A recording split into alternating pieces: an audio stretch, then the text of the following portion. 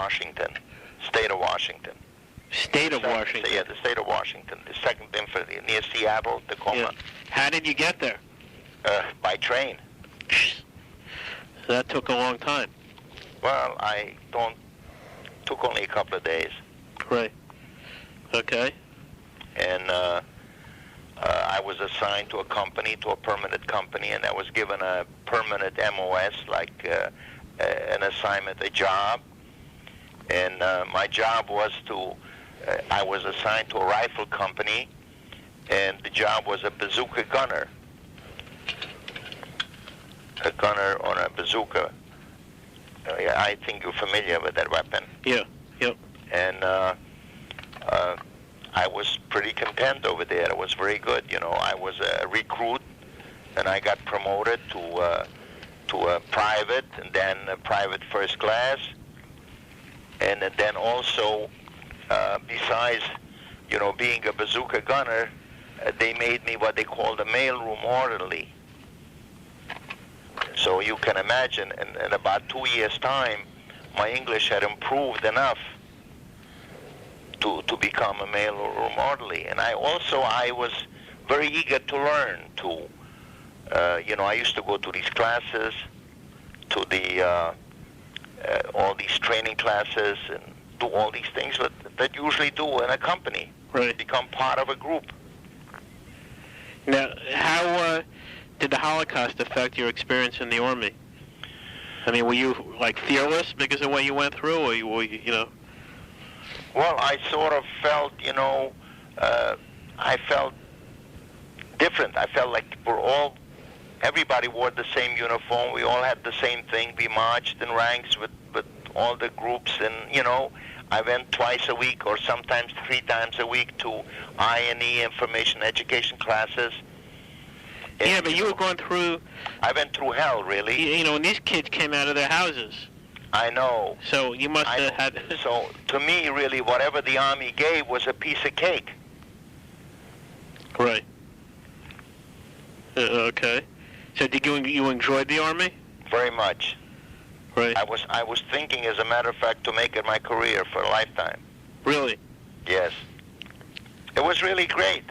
I mean, you get up in the morning, you shower, you clean up, and you go in and have a great breakfast, and then you get out and you exercise for maybe an hour, and then you come back and you go to these different, you know, they have what they say a training program, and you go to different, you know, to either you fire weapons, or you go to learn how to read a map, how to read a compass, and they march you for maybe an hour or two. They drill you, close order drills, and whatever the Army does daily. They had the daily routines. Right. Mm-hmm. And also the pay was pretty good. I was making like $80 a month. Oh, yeah. I was in Fort Worth, Washington, at the 2nd Infantry Division. Right. Okay. And then what happened? I had a job as a bazooka gunner, right, in a rifle company. Okay. And then naturally, time was passing, and in time, you know, I got promoted to a corporal because my MOS, the job that I had in the Army, called for that rank. Right. Corporal, which meant a pay raise. They give you a few dollars more. I don't remember how much it was, $5 or $10 more a month. And I saved my money because I didn't go on these weekend passes, and I didn't go on these binges. Guys used to go out on weekends and get drunk, and I sort of passed all that. I was sort of glued to my training manual. Now, how did people treat you because you were Jewish? I mean... Well, I had some people, you know, in the beginning when I first got there, I felt they were a little hostile to me, but I sort of ignored them. Right. Did they make comments to you, or? One guy did, but I sort of ignored it. You know, I felt this way. What could anybody do to me that hasn't been done already? What could they do? Right. I mean, the drill sergeant used to bark, and I sort of ignored him. Right. And I know the only thing they could do is bark, and they did to me the same as everybody else. Right. And I felt myself that I was a very able-bodied guy. I was young and I was strong, and I went through hell. Did you make a lot of friends in the Army? Yes, I made a lot of friends. I mean, you sort of a camaraderie. You march together, you eat together, you sleep together, you go to the PX together. So naturally you share, whatever information you have, with them and all that sort of thing. So naturally you sort of form a camaraderie, a friendship. Right. Mm-hmm. Okay. And so how long were you in the Army for? I was in the Army 4 years. I was in Tacoma, Washington, and Fort Lewis, Washington, for about a year and a half. And then when the Korean War started, my division was sent to Korea. So I went to Korea with my division by ship. Right. But also, while I was training in Fort Lewis, Washington, we used to go on maneuvers. Every year we used to go to live in the field, like for 6 or 8 weeks, and do maneuvers. And one year we went to Texas, and we were on maneuvers in Texas there for about 2 months. So were you living in tents? Yeah, living in tents, and sometimes in foxholes. And we were on these maneuvers, and then one time we went to Hawaii. And it was very interesting. We went by ship to Hawaii, and then when we got to Hawaii, the division attacked the island. And how we got off the ship, we went overboard on the side. They had those nets, and we had to climb down the nets 4 abreast, even into one of these little boats. And these little boats, once they were filled up, they used to drive away or go away from the mother ship, and we used to go around in circles until everybody got off the ship, and then we used to attack the island. There was a sort of a maneuver, a game. Right. Okay. They had these war maneuvers. So then you went to Korea? And then, when the Korean War started, my division went to Korea. Were you scared? Yes. Right. So, I mean, do you think that you had more of a perspective on what war meant than the other people? I mean, I've seen awful horrors, as you know, and these people have never seen, the kind of things that war produces, people getting killed and losing their arms and legs and, and all that sort of thing. But I've seen it before. Right. I mean, and naturally, I didn't want it to happen to me. But, it's human nature. I kept telling myself, what the hell are you afraid of? I died already and I came back. I'm dead. Right. So what the hell are you afraid of? Right. But I was a pretty good soldier. I didn't want to die like nobody really wants to die, but I was even more afraid of losing an arm or a leg or getting blind or something like that, which I've seen happen on the front lines. Right. And I was on the front lines for 16 months. And I will tell you something very interesting. I rose from the rank of corporal when I went to Korea to the top sergeant. I became a master sergeant, and then the Army offered me a commission, a second lieutenant's commission to re-enlist when I was still in Korea. So, and what were you doing on the front line? I was fighting. When you were fighting, did you have a machine gun or a rifle? I had a bazooka at first, and then after that I had a Browning automatic rifle, and eventually I had a carbine, because once I became a master sergeant, I was company field first sergeant. I was in charge of the whole company. I mean, were you because fighting? A lot of these other guys were shot, killed, or wounded, or whatever. Right. And if you survived and you were able to do what had to be done over there, the Army would promote you. Right. Okay. And were you fighting in cities mostly, or out in the woods? No, I was fighting on the outside mostly. When I got to Korea. What do you mean on the outside? In the field, in the rice paddies, on the hills. Right. When I got to Korea, we came to Daejeon, and when I was there, the second or third day, our commanding General Dean, was captured by the North Koreans, and we were retreating from Daejeon. My whole unit was retreating all the way back to the Pusan perimeter. Right. And when we got into the Pusan perimeter, we were like in a corner there. And we were told or ordered no retreating after this. We had to stay, hold, or die. So naturally, we held those lines I think for maybe 4 or 5 months, they tried to break through, but we held those lines. And were you sleeping in a foxhole or? In a foxhole, in a big, big hole. Right. And even we put sandbags all around and even on top of us. Right. Because the Koreans, they were no pushovers to start with. They were very good fighters. And also at the inception, at the beginning, I think they had superior weapons to ours. Right. We were given a 2.6-inch rocket launcher, which didn't penetrate their armor. Right. But eventually, after a few months, the Army came up with better weapons. And anyway, when MacArthur landed on Incheon, if you remember, which is very well known, of the North Korean Army, and that's when we broke through out of the Pusan perimeter and advanced all the way to practically to the Yalu River, all the way to China. Oh, okay. Did you get sick in the Army? When you? I was never sick, but I was wounded. What happened? I was, wounded with a shrapnel in my left shoulder, underneath the shoulder, very bad. It took a hunk of shrapnel into my chest. Oh. And I was bleeding very badly, November the 26th. And I lost a lot of blood. So they took me and some other wounded, and some even dead, they took me to what they call the rear aid station. And they couldn't help me, so they evacuated me to a hospital ship, to the United States Repose, who was anchored offshore. It was a big, big hospital ship. Right. And I was treated on the hospital ship, and people with chest wounds, and I was also infected somehow. They transported me to Japan, to the 35th Station Hospital in Kyoto. Right. Were you in a lot of pain? Yes. Right. Frankly, I didn't think I was going to make it.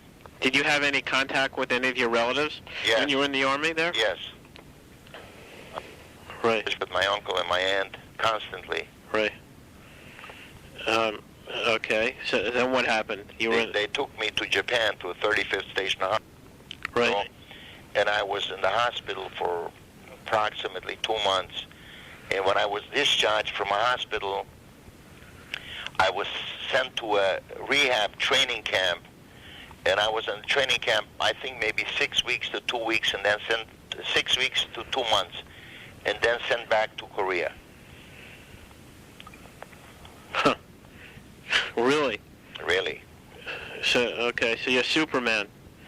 I wasn't Superman. The same thing happened to everybody else. And when my 3 years were over, I thought, now I'm going to get discharged. But maybe 2 or 3 months before the 3 years were over, the Army, the Navy, the Air Force, everybody froze everybody's discharge for another year. Right. So I was stuck for the 4th year. Right. So. And the Army, when they sent me home, they sent me to Camp Rooker, Alabama. And one day after I was here, they called me into the orderly room, and they told me to report to my captain, my commanding officer. And when I reported to him, he says that the commanding general wants to see me.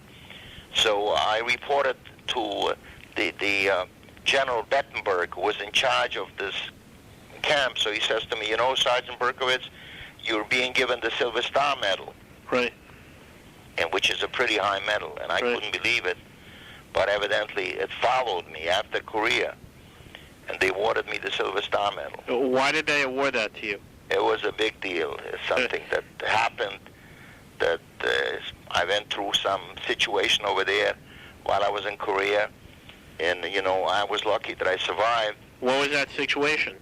Well, the situation was my company dispatched a platoon, one of the platoons from the company, to find the enemy on a reconnaissance patrol. How many of you were on that? I wasn't on the patrol. I was not part of the patrol. Right.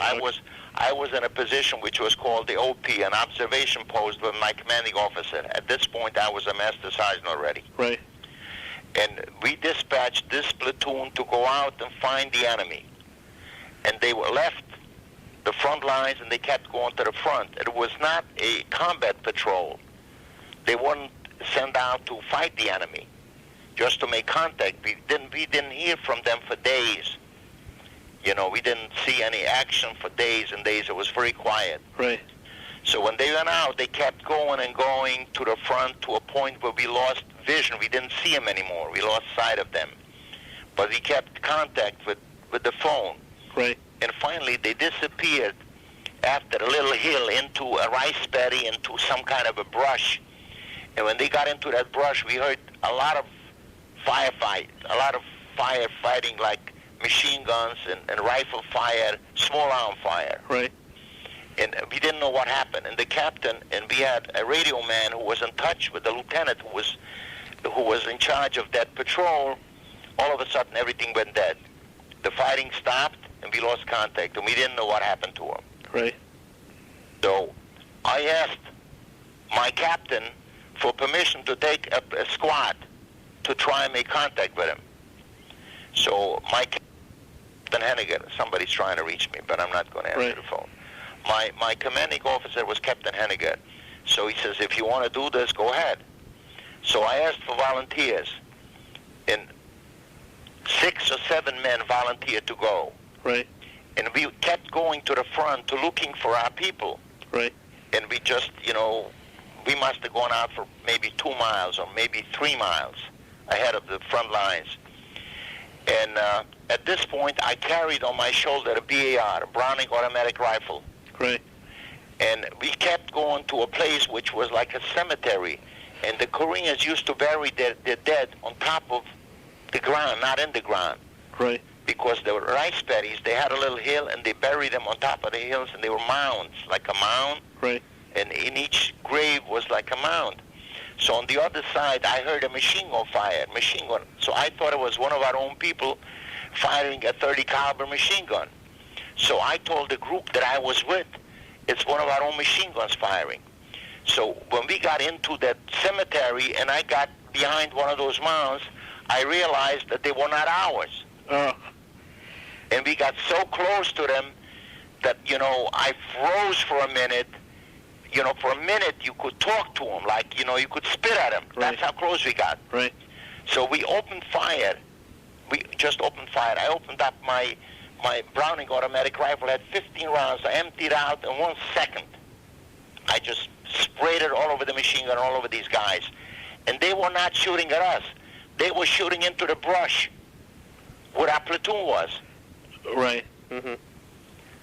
We killed a half a dozen of them. Right. And some of them even ran away. Right. And we got into the brush and we took the platoon out. We took them out. We carried out the dead, the wounded, and took everybody out. How many were still alive? Well, from the 40, I'd say maybe about 30 were still okay. 10 of them were either wounded pretty badly, and a couple of them got killed. Right. And we brought them all out, and that's it. It was forgotten. Right. That time, and I just forgot about it. I was lucky, that I survived, and I says, Well, you were lucky. It sounded like originally you made a mistake. You thought it was. I made a mistake. That's and it worked out. You got lucky. That's right. That's exactly what happened. I made a mistake, and it turned out that I was lucky. Yeah. And lucky that I survived. And then I said to myself, after it was over, how stupid I was to volunteer. But I said, look, it was forgotten, and I forgot all about it. But when I came back, evidently the Army investigated, and they had affidavits from people that were in the patrol and people that were with me volunteering to go there, affidavits as to what happened. And they decided to award me the Silver Star Medal, and my commanding officer recommended it, and I went to the battalion headquarters, they approved it. I went to regimental headquarters, they approved it. Then I went to general headquarters. They approved it. The Silver Star is a pretty big award. Right. Yeah, sure. So I've gotten it, and I have papers with it on my discharge. So where do you keep it? Then when I was in Rooker, Alabama, and I was in Rooker, Alabama for a few months, and then I was discharged, and I came back to New York. Right. Okay, so you came back to New York, and where did you stay in New York? I went back to live with my uncle. Okay, and then what did you do? I got a job, with the Consolidated Laundries. How how did you get that job? I seen the New York Times, the papers, Right. and they were looking for salespeople. So my English was at this point pretty good. At this point, I thought that I would qualify. And when I went up there, they were in the Shannon building on 42nd Street. I went up there to look for the job. I answered the ad. When I came up to the room, they had a half a dozen people over there applying. Right. So you had to fill out the paper, with name and address and your qualifications, And I just, wrote down my name and address and, 4 years in the U.S. Army. And I wrote down that I spoke Yiddish and I spoke Hungarian and Russian, and these languages I wrote down. And I handed in my paper, too, like all the rest of the guys. And a woman kept coming out and calling each one of them by their names. And then she talked to them and she told them, well, no, you'll hear from us. You'll hear from us. Right. When it came to me, she didn't tell me, well, hear from us. She asked me to come inside. Mr. Andrew wants to see you. Right. So I went inside, and she took me into this Mr. Andrew's office. And I heard him on the phone. And he spoke with a very heavy accent, this Mr. Andrew. What kind of accent? Like a Jewish or Russian accent. Right. So when he turned around and he had my paper in his hand, and he says, Mr. Berkovits, he said, what makes you think you can sell laundry linen?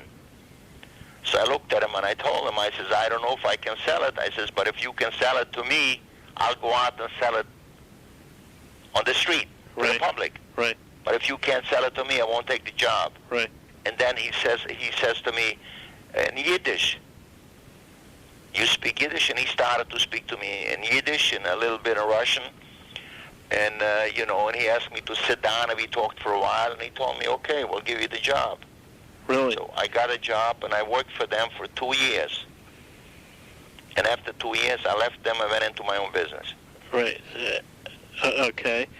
And so how did you get in your own business so quickly? After 2 years, I had saved up $8,000. With the Army pay that I saved up, and the Army gave me what they call mustering out pay, and they gave me foxhole pay, and I saved all the money.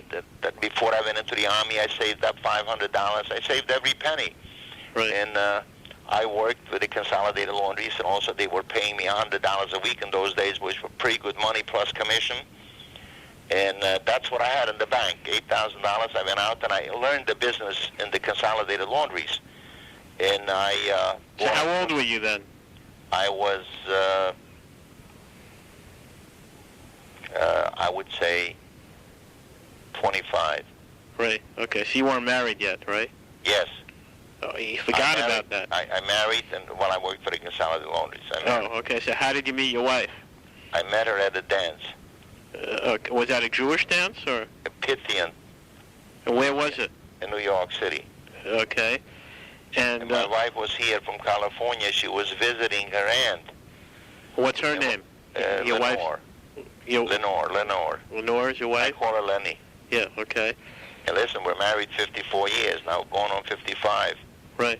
And how long did you go out with her before you got married? I think about 7 months. Right. Now I asked her to marry me after the third or fourth date. Now, she was an American? Yes. Right. So, I mean, what did she see, in a kid from Europe who lost his whole family? I don't know what she's seen in me. I guess, I wasn't bad looking, and I was healthy, and I had a job, and I guess I had good potential.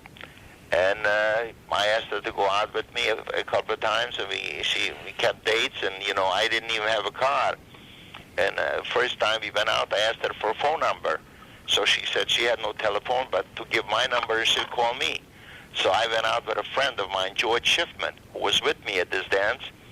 And I told George, I said, she's just being a nice girl, and she didn't want to insult me. She was being nice, so she asked for my number. She's never going to call me. But she took my number, and maybe 4 or 5 days later, she called me. Really? Yeah, really. Right. I couldn't believe it. So, had you gone out with a lot of women before her?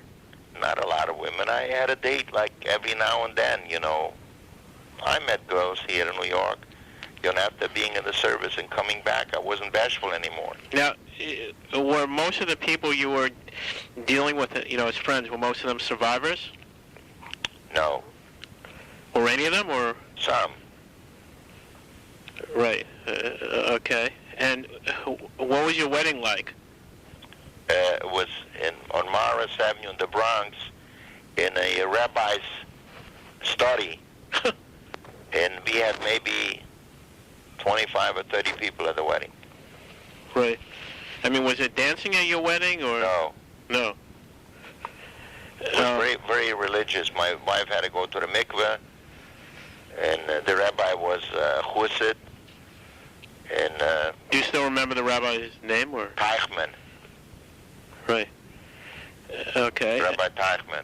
And then, so after you got married, you were still working for Consolidated? Yes. And, okay, and where did you live after you got married? I lived on 165th Street and Teller Avenue. Right. And how much was the rent?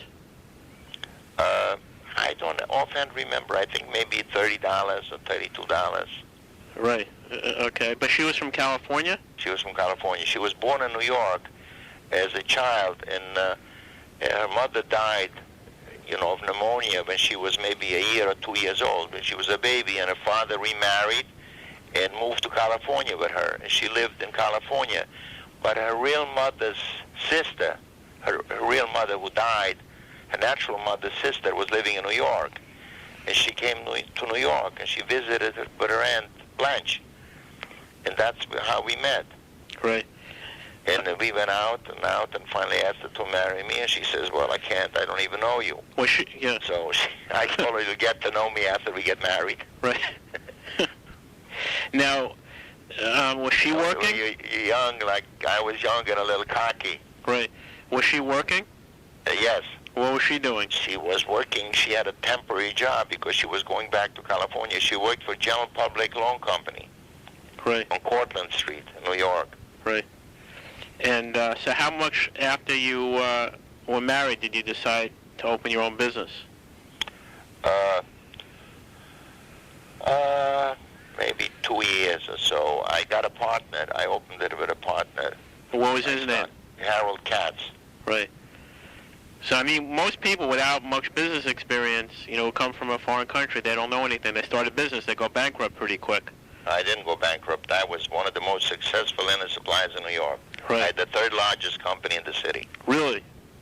I had 360 employees when I sold the company, and 50 trucks on the street. So that was really a miracle. It wasn't a miracle. It was hard work, right. Perseverance, right. Common sense. Now, was your partner, was he a survivor? No. No. I met him here. I met my partner. He used to work with my wife in General Public Loan Company. And I had a car, a Consolidated Laundry's car, gave me a car like I was a salesman, so I had a car. They gave me a cheap car. And I used to go to pick up my wife on right. Portland Street when she finished work. Right. And I gave him a ride also. I brought him back to the Bronx, and so he went to meet his own wife. And we became friends, and we used to go out socially. Right. Me and my wife and him and his wife. Yeah, but I mean, that doesn't sound so smart to choose someone who's not in the business to go into your business. You think you choose someone who had a lot of experience. It was a very hard business, and I was very good at it because... You must have been. No, I was very good at it because I was very successful as a salesman for the company, because when I started to work for the company, I found a niche, because a lot of people in the food industry and in the nursing industry were mostly refugees, Italians, Jews, Greeks, right. Spanish. And you spoke and I was able to relate to them. Sure, right. And I loved the business. I loved to sell them, and I would be very honest with them. And I would never oversell, always undersell, and never exaggerate anything, and never lie to them. Was this a Jewish business? No. An industry? No? No, not a Jewish industry. No. Many years ago, the mafia controlled it. Right. Mm-hmm. Did the linen and the liquor business. So you had to have dealings with them? No, not really. No. I just dealt with my customers. Right. And so then you had children? Yeah, I have 5 children. Mazel tov. Thank you. My oldest daughter is 53 now. Right. And how many boys and girls do you have? 2 boys and 3 girls. Right. Okay. And do you have grandchildren? 13 grandchildren. Mazel tov. Thank you. And now, when your children were little, A very beautiful family.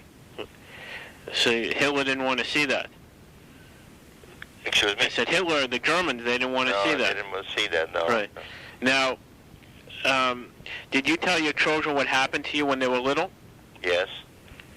And, okay, even when they were... It's very hard for a child, born in this country, with all the privileges and not being afraid to be Jewish or anything like that, and especially, in a city like New York, which is a melting pot. You have all sorts of people. You can walk down the street and you hear people speaking Chinese and Russian and Spanish and Jewish and every language, and people are unafraid and they're very happy and busy to go to work and busy with their families or busy whatever they do, and nobody bothers anybody. So it's really something. In New York City, it's very hard to explain to a child, what went through and what happened. It's hard to believe. I mean, can you imagine? I mean, you're an American man, to imagine what people could do to other people? No way. Yeah. I can't even believe it sometimes. I says, how could it have happened? Yeah, I mean, it's hard for you to... You look out the window today, and it's hard to imagine you were in some of the places that you were in. It's very, very hard. Very hard. Did the war change your belief in God? Yes. How so? I stopped believing. Right. And were you an angry person after the war? I don't know. I don't know if I was angry, but I was confused maybe, and excuse my expression, maybe mentally screwed up a little bit, not really, understanding, you sort of lose something. You lose your identity. You lose yourself. You lose yourself as a human being. You don't understand what happened or how it could happen. People don't treat animals like we were being treated. Right. Were you angry at the Germans? Yes. And do you have any injuries today from the war? From the Korean War, yes. Right, but from... No, not from Europe, not from the... the only injury I may have is it may be mental, right. But not injuries to my physical body, not from the concentration camps, no. Do you remember eating oranges and bananas in Europe? No. No, never. I've eaten oranges in Europe as a child because my uncle, one of the uncles that were living in Israel, he used to work in Minkaj, and he used to come home like for the holidays and for Shabbos many times, and he used to bring a few oranges. Right. And have you been back to where you grew up? Yes. And when did you go back? Right after the war. Oh, but not within the last 20... No. Do you think that your house is still there, or...? No, it's not. My grandson was there. Right. Is there a cemetery there? Yes. Right. He found the Jewish cemetery. Right. Did he find any of the... The shul wasn't there anymore. Right. Did he find any of the relatives in the cemetery? There was nobody there. There were no Jewish families there. No. Not at all. Not a single Jew. Did he find any of the headstones? Yes. Right. And there were people, he told me, from Canada in the cemetery, fixing up some of the walls and some of the gravesides. Right. Canadian Jews that must have come from there. Right.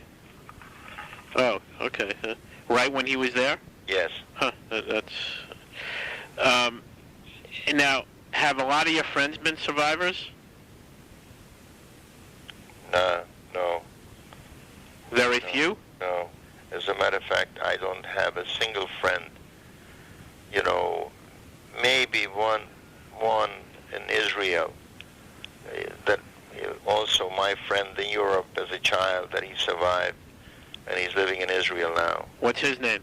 Moishe Ilkovich. Right. He visited the United States. He visited me here from Israel. Right. So you've never been part of a survivors club or? No. No.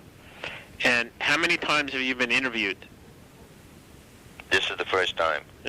Okay. Why were you never interviewed before?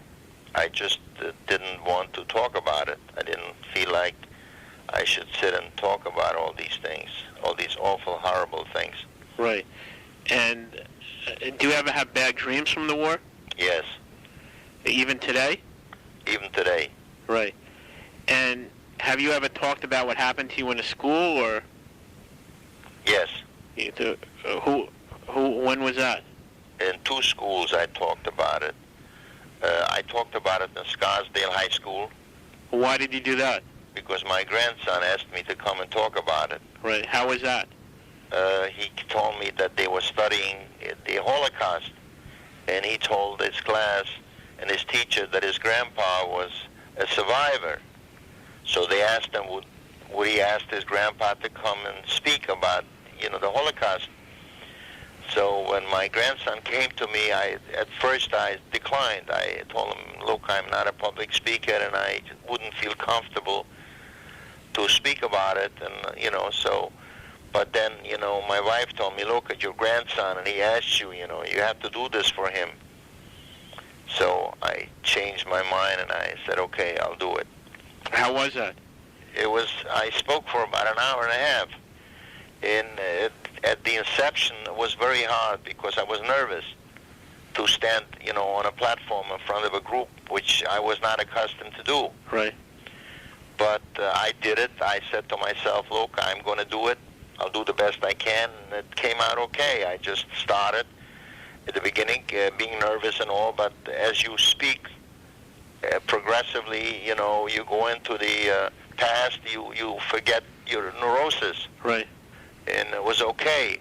And I spoke for maybe an hour or so, and then the young people started asking me a lot of questions. Right. So was that very hard for you? It was okay, in the beginning it was hard, I didn't really want to do it, but I did it. How many people were there? A couple of classes, maybe 40 or 50 kids, or maybe even 60. Right. Mm-hmm. Okay. And then I spoke in Bet Am Shalom. Right. In a class. My granddaughter, also in Scarsdale. And I also spoke to a school in Fort Lee, New Jersey, a high school. Oh, okay. Also, I was sort of blackmailed in to come and talk about it. Did you need any psychological help after the war? I possibly needed it, but I never got it. And have you read a lot of books or seen movies on the Holocaust? I've seen movies on the Holocaust. I've seen Schindler's List. How was that? It was very bad for me. Why? Because it took me back to the past, and I kept seeing things that I've seen in the past. People being murdered and all that sort of thing. And my wife kept telling me, don't watch that stuff, don't watch this stuff. Was that a realistic movie? Yes. Right. Okay, have you read a lot of books or no?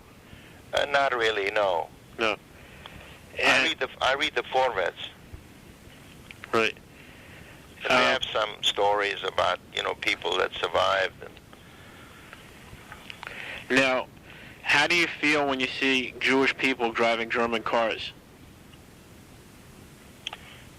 I was in Israel 10 times. Because I had family there. I still have family there. Right. And I'm on the phone with them practically every week now, too.